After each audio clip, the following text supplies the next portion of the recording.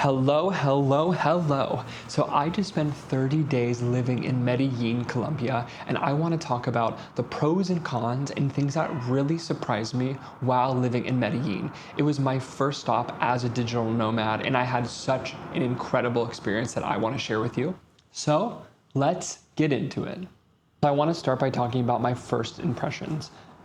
Right when you get to Medellin, I think the things you notice the most are one, how incredible the weather is.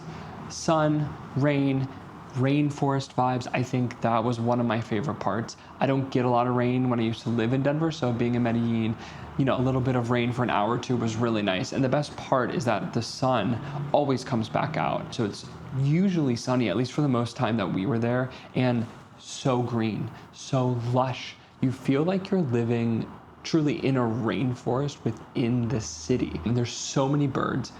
Fun fact is, Colombia has the most diverse bird species in the world. So waking up in the morning, I'd be sitting on my balcony and I'd hear so many birds. I'd see so many birds like macaws, parakeets, red-tailed hawks. It was such an incredible experience. And I have a huge passion for wildlife. Funny enough, I actually used to volunteer at the only wildlife rehabilitation center in New York City. It was called the Wild Bird Fund, and we used to take care of birds. And so I do have kind of a big connection to birds after volunteering there. So that for me was definitely one of my favorite parts and something that really excited me. And the other great thing about Laureles is the walkability. You can walk and get anything you need in that neighborhood, which makes it super efficient. And even Ubers are very inexpensive, so you could do that as well. But I think walking is also completely safe. Like when we were in Laureles, we did not feel unsafe at all. We walked at night, in the morning, in the middle of the day.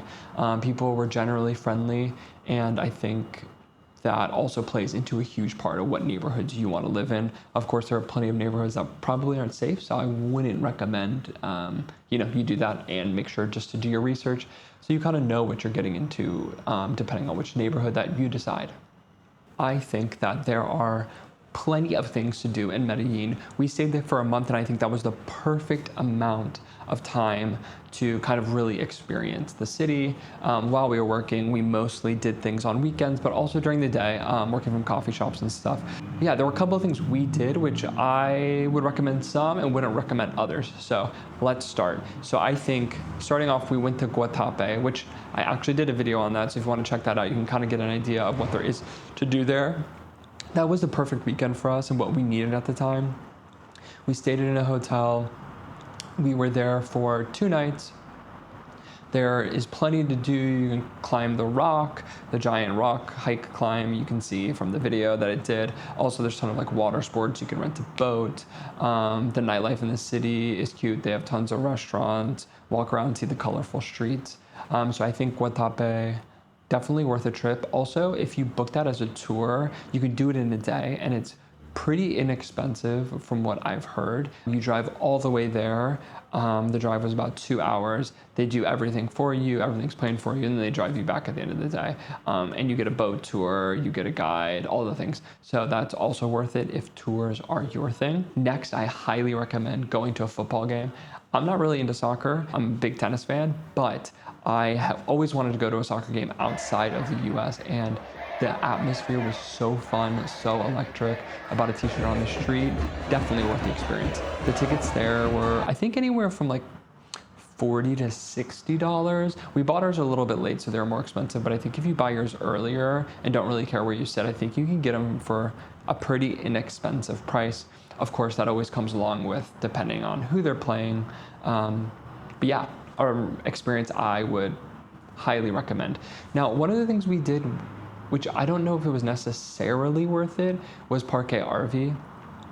If you take the cable cars, which you must because it's an incredible experience, to get to Parque RV and not take a car, that alone I think was worth it. You get a grand, huge view of the city. You get to see some neighborhoods below you as well. You can see locals living, doing laundry, dogs running around, and I thought that was one of my favorite parts of that experience. The park itself, to me, was okay. We did the one trail that you had to pay for, and it was cool experience, but I don't think it was the outdoor experience that I kind of wanted. So I don't know if that part was necessarily worth it if you don't have time. I think there are plenty of other things to do, other hikes you can go on and get great views of the city anyways. So that to me isn't something I would 100% recommend. But if you have time, I think you should definitely add it to your list. And then last but not least, Comuna 13. Colombia went through so many horrible things when Pablo Escobar was taking over, and I think going to Comuna 13 and learning about that isn't so important. Although it's very touristy, you can get a local guide, someone who's from that neighborhood, to tell you about what it was like living during that time, and just to have a little bit of, what's the word for it? Just have a little bit of experience of the culture and where these Colombian people came from, and how far they've come and what they had to go through to get where they are now. I think perspective is so important while you're traveling. It opens your eyes to the world around you, how people used to live, what people have gone through to get here, and I think that's so important when you're learning about a new culture and any new place that you go. And that's why I think Comuna 13 is definitely something you should do. It really is not that long of a tour either, and it's great to really get an understanding of what these people in Colombia once went through. Now I want to dive into a very big topic about Colombia: safety. I personally, in my experience living in Medellin, did not feel unsafe. Granted, we were in, only a few different neighborhoods. We always took Ubers, but walking around at night in Laureles did not feel dangerous. We did not feel dangerous going to Poblado. We did not feel dangerous going to the city center. I do think that it all depends on where you're at, what you're doing. I think anywhere is dangerous. Like, look at the US, for example. Definitely not safe. And I think you just have to be cautious about where you're going. Even living in New York City, it was one of those things where don't walk down a dark alley late at night. Kind of similar to here, you hear stories of people getting mugged, maybe drugged, and a lot of times they're going out to bars, strip clubs, they're meeting people they don't know and they trust them, and then something bad happens to them. And I just think you have to be very cautious, especially if you're gonna go out and party. Don't leave your drink unattended. Don't trust random people. I think stay with your group of friends, and I think that's the most important. But did I feel any less safe in Colombia than I have in other countries? No, I wouldn't say that, honestly, at all. I think the people there were nothing but nice, nothing but accommodating. Our Spanish wasn't incredible, so if they didn't understand us, we could use translator apps, and they were more than willing to help us. And so, I think the Colombian people have been nothing but nice, and I think the news definitely portrays a certain idea of Colombia, and I think that's why people are like, oh, don't go to Colombia, or Colombia is dangerous, you can't go there. But then you go there and you realize, no, the majority of the people here mean well. They're not trying to harm you. There's no, I don't know, there's just such a weird stereotype about Colombia, and that's something I want to talk about, because if you have ever thought about visiting Colombia, then you definitely should. Just be precautious, right? There are some neighborhoods, locals told us, do not go to that neighborhood, or we wouldn't even go to that neighborhood. So just don't walk around in places where, it's probably not safe, and do your research. I think that's probably the most important. But as long as you don't put yourself in a precarious situation, then you should be completely fine. Obviously things happen, and maybe I got lucky. I've also heard a story of a couple who had their camera out on the subway, and I think someone just ripped it out of their hands and walked away, and that was that. But I think I've heard the same stories in the US, so I think, just be careful. Don't walk around with expensive jewelry. Don't walk around with expensive things just walking down the street, because those things will happen, and you'll hear a million stories about it. So now, there is one thing I did want to mention. If you do not speak any Spanish, you better brush up, because in Colombia, they really don't speak any English, which they don't need to, because they're in their own country. So definitely brush up on your Spanish. You'll need basics at least to get you by.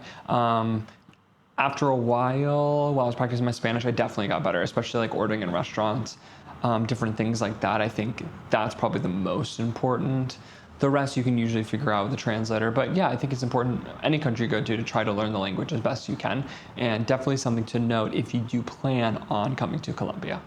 And one more thing I did want to add, if you are a big coffee drinker, just like I am, definitely worth a trip just for the coffee. They have a cafe called Pergamino, which is actually in Laureles where we were staying. It's one of the top best coffee shops in the world. And there's just so much coffee culture there. So if you're a coffee snob, it's definitely worth a trip for you alone. Overall, I think Colombia is 100% worth the experience. It really opened my eyes to so many things, and I'm glad it was the first place we stopped for our digital nomad journey. And I think it really has something for everyone. It has nature, and not even just Medellin. There's tons of things to do in Colombia where you can get, a different perspective on life and get whatever you want. You can go to the beach, to Cartagena, you can go to the rainforest. I think all those things are fantastic, and that's what's cool about Colombia. It's so diverse and offers tons of things to do. So not even if you're just planning to go to Medellin, but anywhere in Colombia, I'd highly recommend, as long as you have it planned out and you're good to go. So I hope you guys enjoyed my opinion on staying in Medellin for a month. If you have any other questions, feel free to put them in the comments. I'm happy to tell you anything else you want to know, if you need any recommendations. And yeah, go to Colombia. It's a great experience, and travel will change your life, and it has changed mine. And so I hope you get out there and continue to see the world. I hope to see everybody in the next one.